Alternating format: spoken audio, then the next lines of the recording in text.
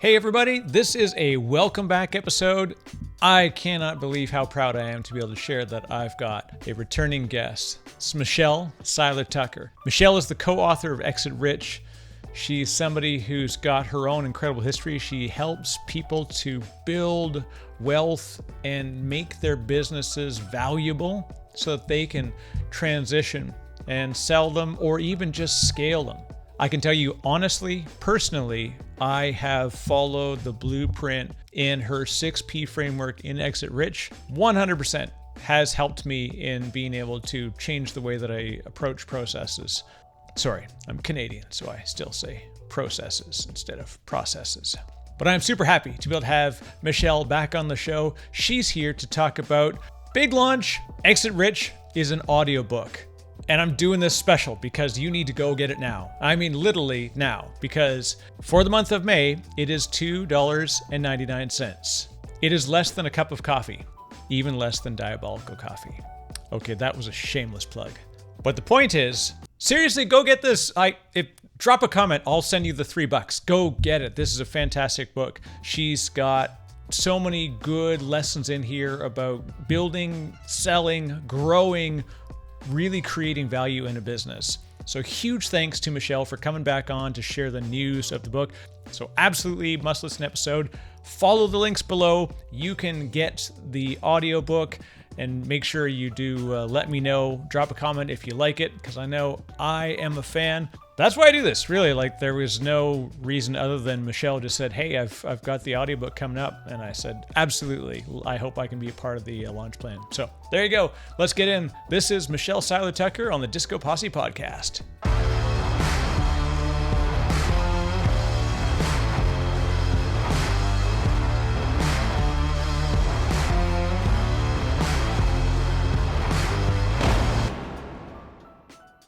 All right, Michelle Seiler-Tucker, thank you very much. This is a rare treat to have somebody come back. I don't often get the chance to spend more time, especially with somebody as amazing as you, because I know you are busy in day-to-day, plus we're here for a special occasion right now. We talked in the past about Exit Rich. We talked in the past about your entire story, your business, your own way of helping people to get to, success, both, personal and professional. But we're here today because we've got something new in the Exit Rich world. So Michelle, if you want to reintroduce yourself to folks that are brand new to you, and we're going to talk about the new launch of the audiobook and everything wrapped around it. Absolutely. Well, thanks of all, Eric. Thank you for having me back on. I appreciate it. And so I am Michelle Seiler-Tucker. I was on your show, I think it was 6 months ago. Anyway, I'm Michelle Seiler-Tucker, Mergers and Acquisitions Master Intermediary, Senior Business Analyst, Certified Mergers and Acquisitions Professional, and a bunch of other acronyms behind my name. I've been in this industry a little over 20 years. I think what really makes me unique in M&A is I own other companies. So I've always been an entrepreneur. I've always sat on the other side of the desk. I've always had to be the one to make sure I meet payroll, pay the bills, etc. So a lot of M&A advisors, brokers have not necessarily owned businesses before. And I think that helps me to be able to relate with my clients and really be empathetic and understand what they're going through. So at any given time, I own several different companies that I'm also building to sell. Like I said, I've been in this industry for a little over 20 years. I personally have sold over 500 companies. My firm has sold probably even more than that. And we really specialize in not just selling companies, Eric, but we specialize in buying companies, selling businesses, helping buyers, buy the business of their dreams. We specialize in fixing and growing a business because Steve Forbes, who endorsed Exit Rich, says 80% of businesses on the market will never sell. 80%. I mean, Wow. That should be a big wake-up call for business owners, because that means you have less than a 20% chance of success when you go to sell your company. And so what I learned a long time ago is if I don't get in and roll up my sleeves and help fix these companies, help, position them and help them build their infrastructure on what we talked about last time, which are the 6 Ps, then their business is not going to sell. So like I said, we don't just specialize in selling, we specialize in fixing these businesses, growing these businesses, so the owner really has a sustainable business that's scalable and, when they're ready, sellable. When this is very important too, Michelle, we often forget about the numbers. And in fact, you are one of my most quotable episodes, because in the industry, we are constantly thrust with this number where people say like 99% of startups fail. And I continue to go back to remind them, watch the episode with Michelle Seiler-Tucker, where she talks about how that's actually inverted, right? The upside down numbers that we get from the SBA. And now that 80% that you and Steve talk about there of businesses that are sitting unsold, that is an interesting stat. But if you don't mind, let's recap on sort of the failure in this metric that we talk about, that small businesses are failing. Yeah, so, small businesses are failing. And, to go back over those metrics, I was actually quite shocked myself, because when I wrote my very first book, Sell Your Business for More Than It's Worth, in 2013, I did the research back then and learned that, 95% of businesses were going out of business. Those were startups. So that is true. However, what's changed so dramatically is when I did the research for Exit Rich in 2019 and 2020, I learned that the business landscape has really flip-flopped. So now it's not startups at great risk anymore. Startups only have less than a 30% chance of going out of business. A 30%. So they have a 70% success rate. But what's so mind-boggling is when you look at America and you look at what the economy is really built on, there's 30.2 million businesses in the United States employing over half the US workforce. Over half the US workforce. Think about that. Wow. So small business is really supporting the economy, the American economy. If we lose small business, we lose jobs. What happens when you lose jobs? You lose spending power. And then what happens? It's a trickle-down effect. We stop going to restaurants. We start buying ice cream. We stop doing those, spending discretionary money because we don't have it anymore. So now you have a trickle-down effect where more businesses will close. So 30.2 million businesses. Now, out of 27.6 million companies in the United States, those businesses that have been in business for 10 years or longer, 70% of those companies are going out of business. 70%. So see how it flip-flopped. Wow. Yeah. So now startups have a 70% success rate, whereas startups have existing businesses have a 70% failure rate. Pretty scary. And you hear about the big companies all the time in the media, like the media will talk about public companies. Toys R Us in business 75 years, goes out of business. Montgomery Ward, Sears, JCPenney's, Pier 1. I love Pier 1. Right. Crate and Barrel, a recent one as well. Lord and Taylor, lots of the big retail players. Yeah, but the media doesn't talk about the private companies. They only talk about the public businesses. On the private side, you got businesses on every street corner, in every city, and every state across our great nation. These businesses are dropping like flies. They're selling for pennies. They're exiting poor, not rich. They're selling for pennies on the dollar, closing their companies, or even worse, filing bankruptcy. And so it's really scary. And by the way, Eric, that was before the pandemic. Wow. I hate to see the numbers now, but that was before the pandemic. So, and I always say the number one reason for that, why it's kind of flip-flopped, is because startups are really a different breed now. It used to be the dreamer mentality. People would leave their corporate jobs and say, oh, I always wanted to own a coffee shop. Or I always wanted to own a restaurant or a clothing store. But they don't have the business experience. They're probably not really an entrepreneur. They're really probably not an entrepreneur. And they have that build it and they will come mentality, like Field of Dreams. Remember the movie Field of Dreams? Build it and they will come. Yeah. And so now those startups, so a lot of those startups go out of business because they're brick and mortar, plus the business owner is not really an entrepreneur. They didn't do their due diligence. They didn't study in the area, run demographics. And most businesses fail, in those first 1 to 5 years because they simply run out of money. They run out of working capital. The startups now are younger generations, and they're forward thinkers. They're problem solvers. They're solution oriented. So they're not just building another coffee shop. We don't need another coffee shop or another restaurant. So they're looking around and saying, well, what's the problem? What's the solution? How can I fix this problem? Right. And so you have a lot more tech businesses. You have a lot more e-commerce businesses. You have a lot more businesses that are started by, like I said, newer generations, but also, people got laid off from their job during this pandemic. And a lot of people are going, wait, what can I do to start my own business and really make a difference in the world? Now, on the flip side of that, for existing businesses are going out of business because of what I call lack of aim.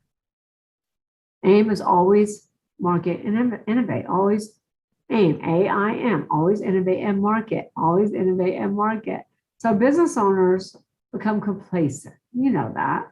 I mean, look at Toys R Us. They didn't do anything different in 75 years. Look at Blockbuster. Blockbuster had the opportunity to pick up Netflix, to buy Netflix. They sat back, did nothing, and are out of business. So business owners become complacent.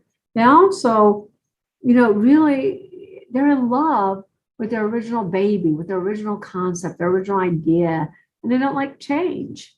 And that's a big problem because you're either growing or dying. There is no in between, which is why I always tell business owners, you got to get comfortable with being uncomfortable.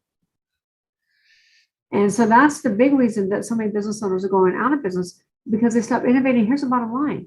The marketplace has changed dramatically. The way consumers purchase products and services is completely different than the way they used to buy them. And you can thank Amazon for that. You can thank this pandemic for that. But you really got to innovate, and you really got to look at your industry, and you got to ask your client, what do you want? What do you want to experience when you do business with us? What can we do to make your experience more pleasant? What can we do to make it easier for you to do business with us?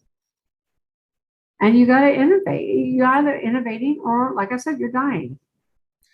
It is interesting when we look at especially the historical changes and then the tightening up of that type of change. I mean, the pandemic obviously reshaped everything, and it made a huge opportunity for a lot of businesses. And look, there are small environmental changes that can ravage a business. I remember I lived in Vancouver, British Columbia at the time when the Olympics were coming. And so they said, well, we're going to build we're going to build a subway from the airport to the city to make it easier for the Olympics.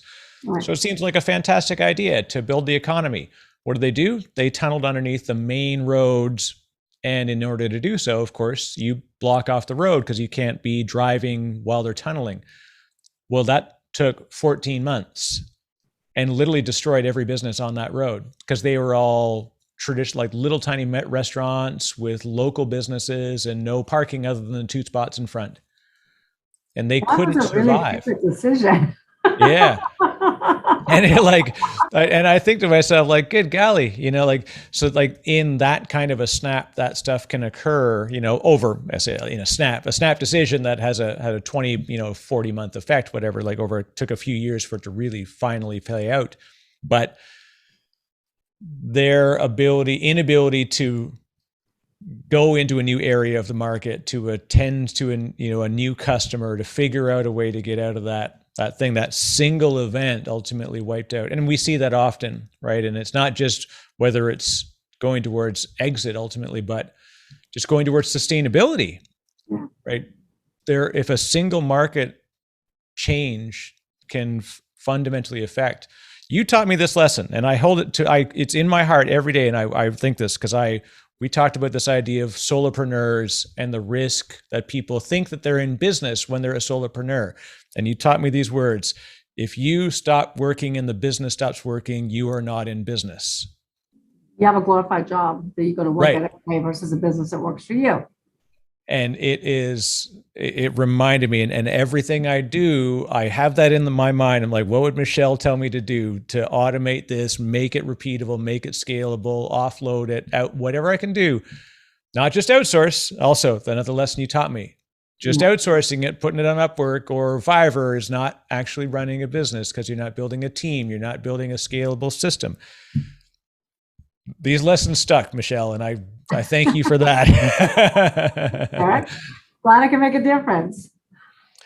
So let's talk about the book. because not only did I enjoy it thoroughly, and I've read it and it's marked up and highlighted and bookmarked all over the place, but I'm not the only consumer. Lots of folks are taking this in. Let's talk about how the book's been doing. Yeah, the book has been doing great. I think I was on your show in January, and look, like you said, something can happen and completely stop us dead in our tracks. Yeah. And I actually wrote Exit Rich in 2019, and we were supposed to publish in 2020, and then this pandemic happened, so we ended up publishing June 2021.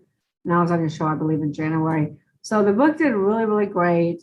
It's a Wall Street Journal's bestseller. It's a New York, not New York Times yet, but it will be. We'll get it there. It's a Wall Street Journal, USA Today bestseller.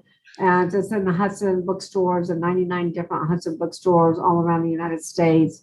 We're getting, glowing recommendations. What I really love and what I guess really inspires me to continue to write and continue to educate is when I get letters from entrepreneurs that have been in business for decades.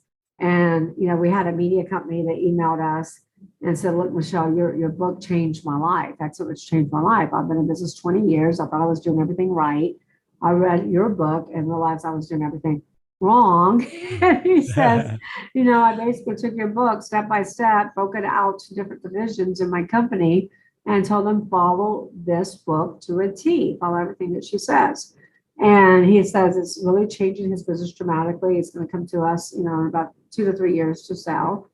And then we had another owner and entrepreneur in Texas. It's a pharmaceutical company. And he actually bought the book before the book even launched. So we emailed him the digital version.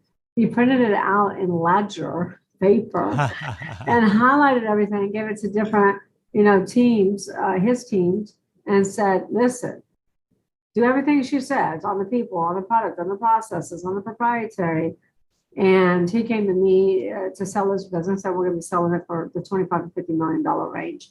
And so I love getting those letters. I love getting those calls because it means I'm making a difference, and that's what inspires me. That's where my true passion is to really help entrepreneurs, really help business owners be able to save that business and be able to not become a statistic of the 80% of businesses that don't sell, but become, in the 20% to where you can sell for premium, for maximum value and exit rich, and that's really what my passion is. It breaks my heart when I see baby boomers that pour their soul, their heart, their energy, made huge sacrifices along the way. These baby boomers are exiting poor. Many of them are losing not just their business assets, but losing their family assets too, right? Because they take out a mortgage against their family home.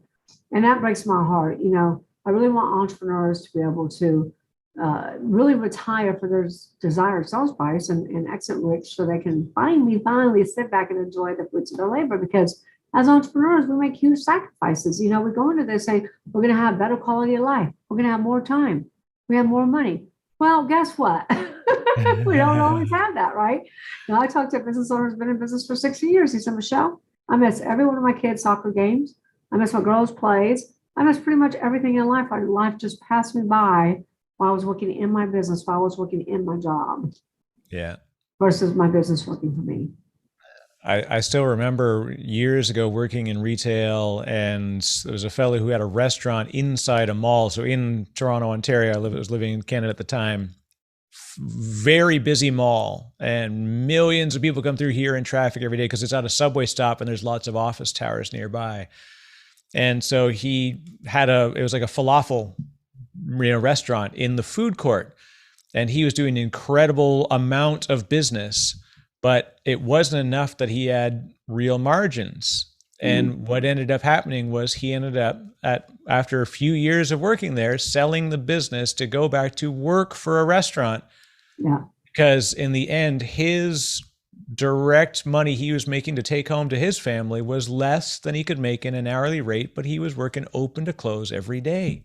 Yeah. Yeah. And that's happens sad. too often. Those stories are prevalent, and it's very sad. So it's always been my mission to really help entrepreneurs, build a business, not a job, and really build people. Because you don't build a business, you build people, and people build a business.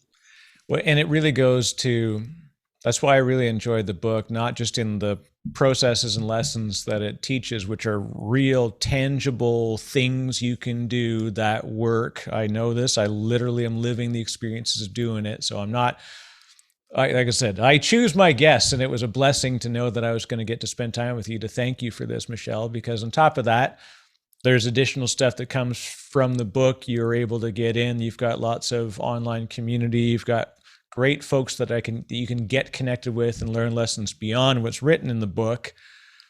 But now let's talk about what's coming up, because not only is the book printing and doing well on that side, but you've got an audiobook coming out as well. We do. And the main reason for that is because everybody's been asking me, Michelle, I have the printed version, but I want the audio so I can listen, during my commute to and from my company or wherever they're traveling. So we did come out with the audio version, just a little bit more on Exit Rich. The Exit Rich, again, is endorsed by Steve Forbes. My co-author is Sharon Lechter, who wrote Rich Dad Poor Dad with Robert Kiyosaki. Kevin Harrington wrote the foreword, and Kevin Harrington was the original shark on Shark Tank in the United States. I think in Canada, y'all have Lion's Den, I think it's called. Yeah. And so Exit Rich, I just want to be crystal clear. Exit Rich is not just about selling your business, because in most cases, you don't have a business to sell. Exit Rich is all about, number one, figuring out, what do you want? What do you want? What is your end game? Like Stephen Covey always says, start with the end in mind. So Exit Rich is all about planning your GPS exit model, planning your exit from the beginning, and really determining what is your destination. What do you want to sell your business for? You can't wake up one day and say, I want to sell my business for $20 million when you haven't grown a $20 million company. So you really have to plan it in the beginning and say, I want to sell for $20 million. And then you have to build that $20 million company. You need to know, who are the buyers? What's their buying criteria? Where do your numbers need to land? So you need to know all of that. And you also have to go through what I call the seller sanity check, to really check yourself to see what's the most important things to you. Is it what you walk away with? Sometimes it is, sometimes it's not. Is it making sure your employees are taken care of? Is it making sure that your clients are in good hands? Is it making sure that the new owner is going to grow your legacy? So you really have to go through that seller sanity check. And then one of the most important lessons of Exit Rich is to build that solid infrastructure, because it's that infrastructure of the people, the product, the processes, right, the proprietary assets, the patrons, diverse client base, the profits. Those 6 P's is what will maximize value. Those 6 P's is what will take you from a 3 multiple to 5 to 6 to 8 to 10. And then, then it's all about, how do you package your business for sale? And then, so the first half is getting it ready to actually build a sustainable, scalable business. The second half is all about selling your business. Yeah. And so it's almost 2 books in one. And so we are coming out with the audio version in May. Go get it today. You can go get it right now.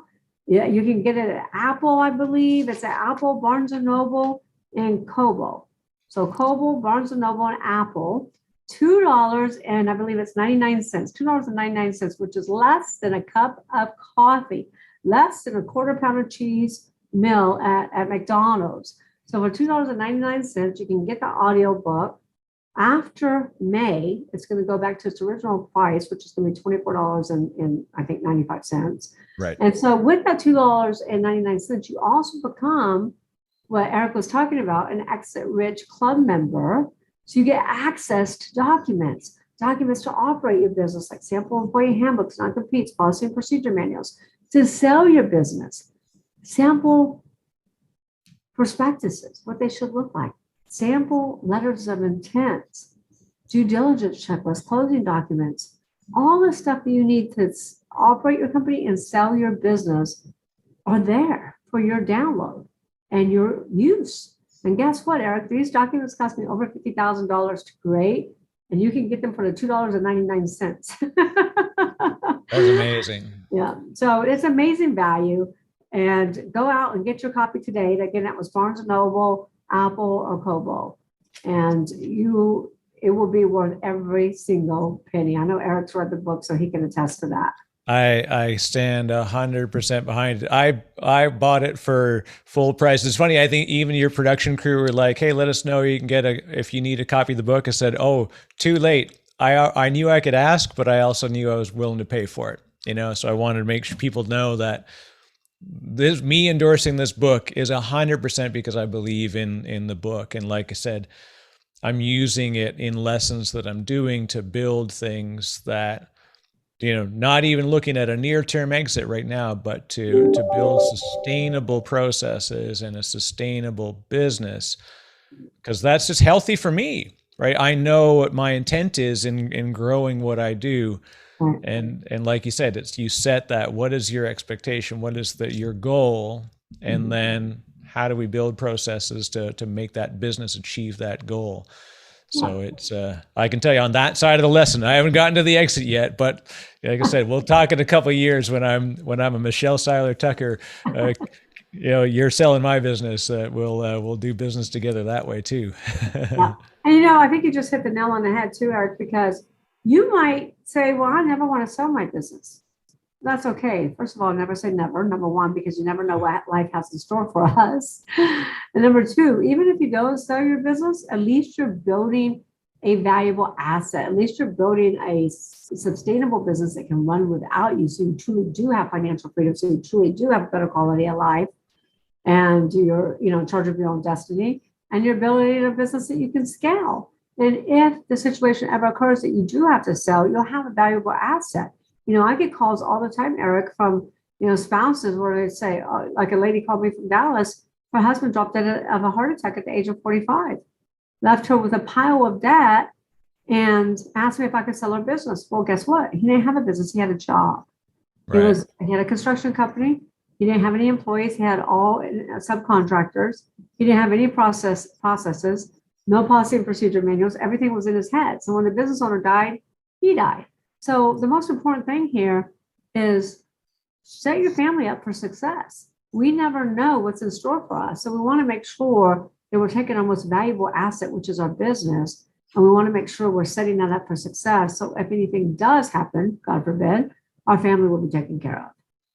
Yeah, and even as a successful transfer, where why wouldn't somebody want to pass it on to their kids and give that option, right? That is, people often just think exit means sale, but exit is bringing the business to a new stage, and you yourself are exiting, but it's only good if you can pass that on to somebody else and they can continue to grow it and know how to operate it. So it's yeah, definitely feel, and $2.99, good. It's a crime not to get this. There's nothing that is worth more than the time you invest in reading this book, for sure. So I know I will be an early listener and a repeat listener, because it's definitely, it's also not a read and walk away situation. It does play out like a manual that you want to revisit and recheck. And so it's very well written in that way. You and Sharon worked together and created a great book. Well, and that's why we came out with the audio version, because like I said in the beginning, so many of our readers are saying, look, do you also have the audio version? Because we want to listen in the car, not just read it. So, go out there and get both. But if you don't get anything, get the audio version. Make sure you get that audio version. And you'll love it. It also comes with all the supplements. So like all the graphs and charts and things like that we have in the book, the surveys, all of that will also come with the audio version. That's always the funny thing when I talk to people and they're like, how can you listen to a business book? Because it has lots of have charts and such. I'm like, well, because they come with a PDF, like you can get all those assets, which is great. Now, as 2022, kind of a wild time. We've got inflation, we've got a lot of things going on, but Michelle, what's the positive outlook? What can people look to do in a good way to embrace sort of current market conditions? I mean, like I've always said, innovate. Take a survey of your clients, of your market share. Really survey your clients, because so many business owners really lose that perspective. They lose what are they business in? Why are you in business? You're in business to serve your clients, right? Without Right. clients, without users, whether if you're a tech business, if you're a SaaS business, you're going to have users. If you don't have any users, you don't have any business, right?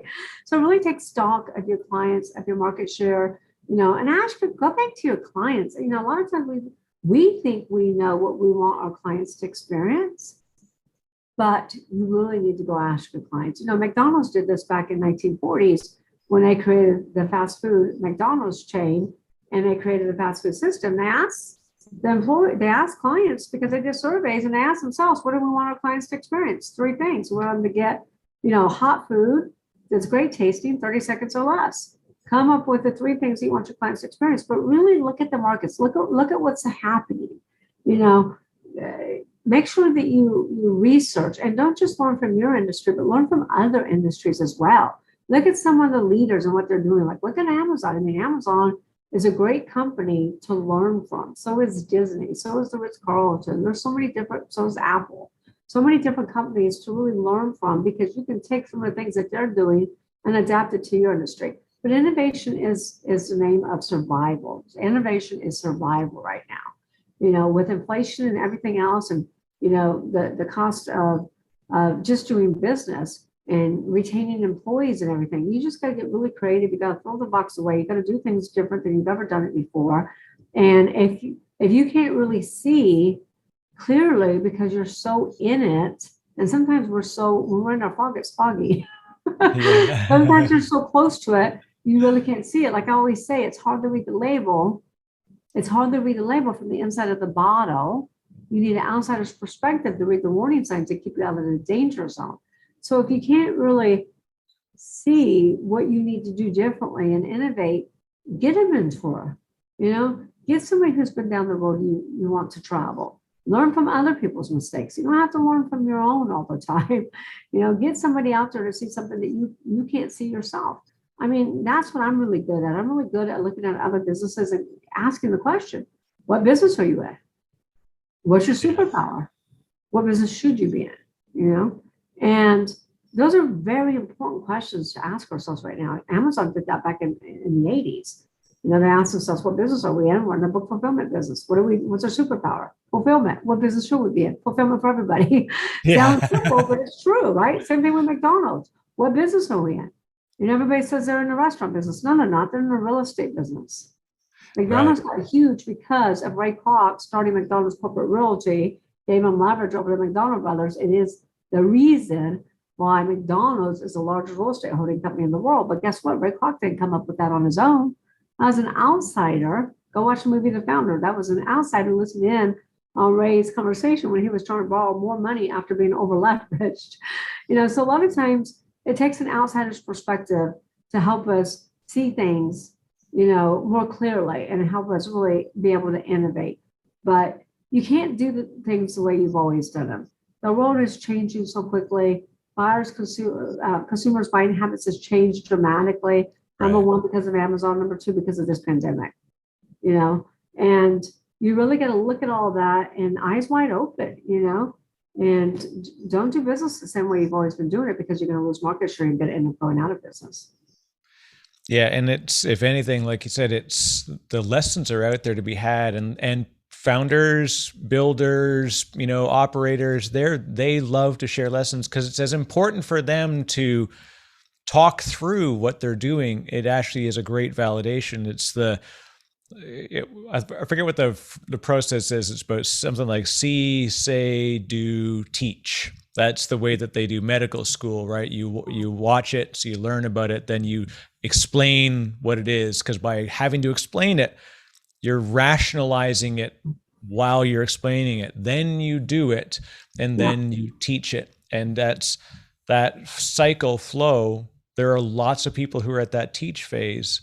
If you're a gamer, it's like a cheat code for business. Like, why would you just wait to turn a hard lesson on yourself when you can find somebody else that maybe has already had that lesson learned and impart that on them? So, right. But before you get that mentor, we are going to make mistakes, along the way. I was just talking to a roofing company, and they've done really well in 3 years. I think their EBITDA is earnings before interest, taxes, depreciation is around 2 to 3 million. In 3 years is pretty good. And they're like, Michelle, we made every mistake in the book. We made it. And I said, did you get a mentor? And they said, nope, I wish we would have 3 years ago. They said, but we learned, we fell forward. We keep falling forward. We keep learning from our mistakes. And you know what? If you don't quit, you didn't fail. Absolutely. Yeah. Oh, but they were cracking me up because they're like, look, nobody can make as many mistakes as we have made. And you know what they also did is they didn't just learn from their industry, they're roofers. They went and learned from the plumbing trade, from the electrical trade, from the HVAC trade, from all other different service trades, instead of just learning from their own industry. And then they figured it out, and then they became marketing geniuses. And it really blew up their business in pretty much a year and a half. So half of the time, they made all the mistakes. Second half, they go on their business exponentially. But go out there and get that mentor. And that's what I'm talking to them about. I'm like, okay, I'm going to sell your company, but then I want you to go help others. I want you to go help others, forward and have them learn from the mistakes that you've made in the past. So they're not having to make the same mistakes. I mean, we can all learn from each other. We can all help each other better ourselves. That's it. And it's like you said, it's how you react to it that will change the outcome, right? There are lots of mistakes that are made, and there are lessons learned from them, and it's what you do beyond it. There's a great, I think it's like an Instagram sort of meme, a video, and there's this guy just sort of talking in the back, almost like a preacher, and he says, "Practice, practice, practice." Like he's talking to a crowd. He goes, "Practice makes what?" And you hear the whole crowd go, "Perfect." He goes, "Absolutely not. Get that mindset out of your brain." He says, "Practice makes better. Better means more practice." Like, that's really how we have to think. Like, you do it, and you will make mistakes, and you will survive them, and you will learn from them, hopefully. But I tell my daughter the same thing. My daughter's in gymnastics, and her the apparatus she struggles with the most is the balance beam. She's great on everything else. This is her first year in competing, and she hates practicing the balance beam. I'm like, you have to practice. Practice will make you, I never say perfect. I say practice will make you better. It'll make you fall less. It'll make you stumble less. It'll make you get a little bit higher score. And I had an interesting gentleman on my podcast the other day, Peter Talton, who was founder of Snap Fitness. He says 80%, 90%, 10% is what happens to you, 90% is how you react to it. Oh, yeah. Like you just said, 10% is what happens to you, 90% is how you react to it.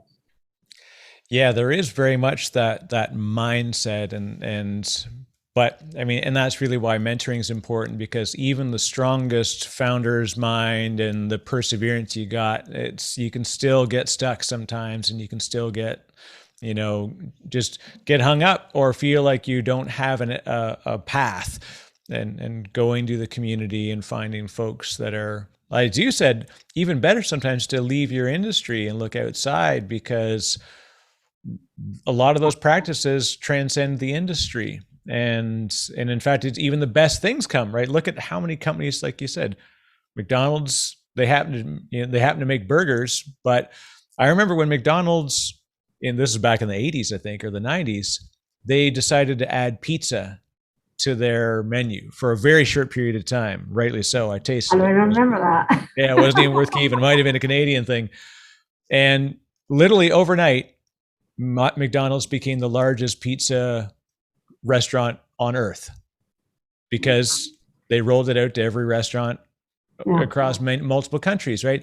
So that scale of business meant, like, if they were in the scaling business, they were in the logistics business, they were like, that was the thing they were doing. So you can look at that lesson. I don't want to go to McDonald's to learn how to cook a burger. I want to go to McDonald's to learn how to move people in through the restaurant experience. And if I want to learn, and how to really create those processes and systems to where if you gotta, unfortunately fire someone, McDonald's gets rid of people all the time. People quit all the time. McDonald's can take that SOP checklist and have an employee train within 30 minutes and work in the drive-thru or any other position at McDonald's. So to really learn their systems or processes and how they do things is just amazing. Because again, it's all about those processes, and it's all about getting the right people in the right seat to run those processes. McDonald's and Burger King is a great example of that. There are many things, and even though some people get stuck on the idea that I don't want to make a checklist out of my vision. Well, you're not. You're making a checklist out of the operations to achieve your vision. And so don't ever get lost in the idea. Achieve your vision if you don't have processes in place. You will never achieve your vision. That's what happens to so many entrepreneurs, because entrepreneurs are visionaries. I mean, most of them are visionaries. They're not integrators. Entrepreneurs are like squirrel, squirrel, squirrel, squirrel. Exactly. And then huge visionaries, but they need a good integrator. Every entrepreneur has to have a good integrator. And that's the biggest problem with entrepreneurs is there's more entrepreneurs by than there are integrators, really good integrators. And that's what every entrepreneur needs, is that great integrator to really, get their vision onto a policy procedure manual and really get their vision into implementing it. Well, if you want to build for the right outcome, then you got to think like you need to exit rich. I can tell you, like I said, so congratulations on the release of the audiobook. And for folks that are watching and listening, get on it. $2.99. This is absolutely, I'll buy a bunch of copies. Drop a comment on the YouTube. I will make sure I enrich people with this. And a lot of my friends are getting a copy right now, I can tell you, because this is absolutely worth it. So congratulations. $2.99. You got to be out of your mind. If you don't get the audiobook for $2.99, you must be out of your mind. It's always amazing to me when people be like, well, like they'll negotiate by like $10, $20, $30, $50,000 on the price of a house. But then it's like $2.99 for a book that could change the future of my business success. Like if this is the $2.99 you're fighting in your head over, then maybe you shouldn't be in business to start with. It's literally giving up a cup of coffee at Starbucks. It absolutely is. So Michelle, thank you.